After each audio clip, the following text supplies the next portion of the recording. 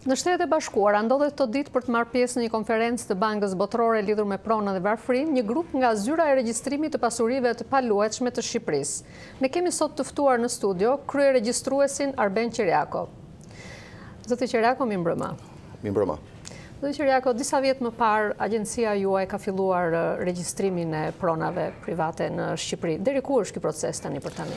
Atëherë, faleminderit edhe për pyetjen. Ne jemi këtu në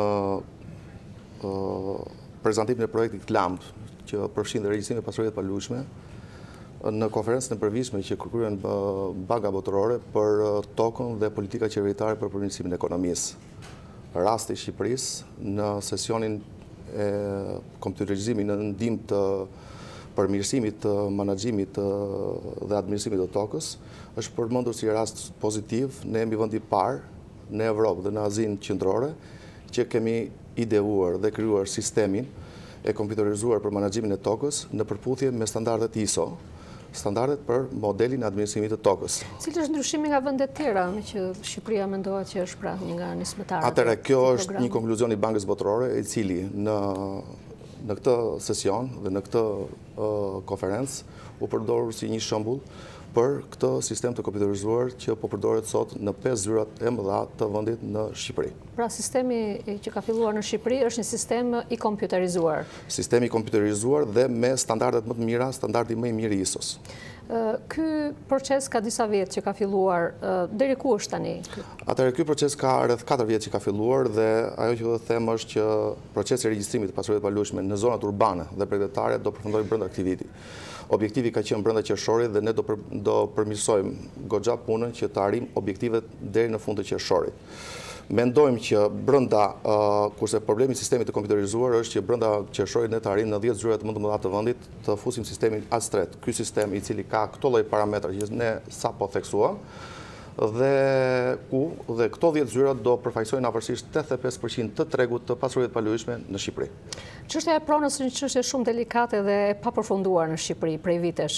Institucioni juaj si po ndihmon në këtë aspekt? Atëherë, në vijim të politikës qeverisë, po ashtu dhe të strategjisë pronës, ne po ecim me ritëm të shpejtë për regjistrimin digital, regjistrimin e pronës në gjithë territorin e Shqipërisë, që ne thamë që duhet mbyllur brenda vitit 2013, po ashtu dhe sistemi do përdoret për këtë regjistrim, sistemi i kompjuterizuar, sistemi AS3, i cili është në parametrat më të mirë, siç e thamë, dhe po ashtu të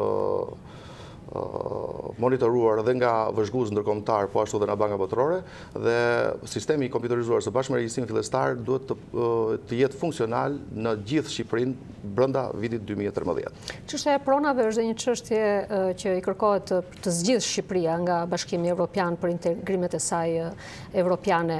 Sipas jush, kur do të ketë një raport pozitiv për Shqipërinë në këtë aspekt, pra për zgjidhjen e çështjes së pronës?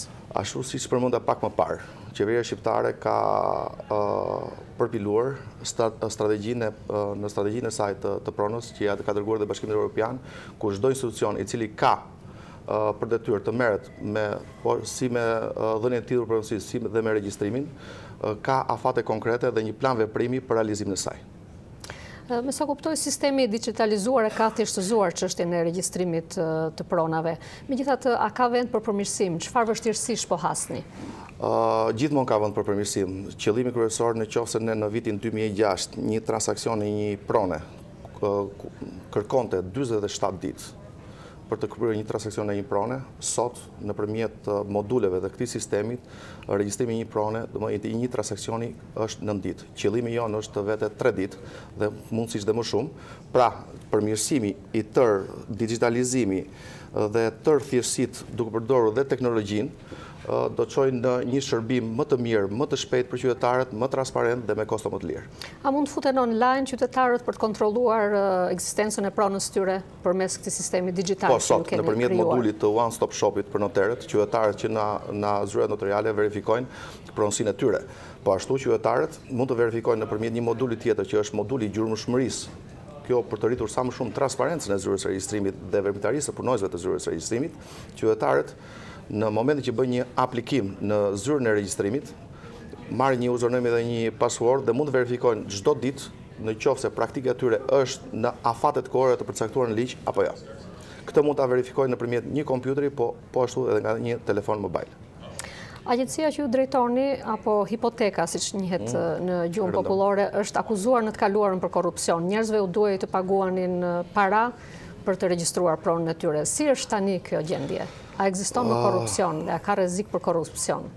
Pikërisht, domethënë, këto reforma kanë për qëllim në radhë parë qytetarin dhe shërbimin e qytetarit.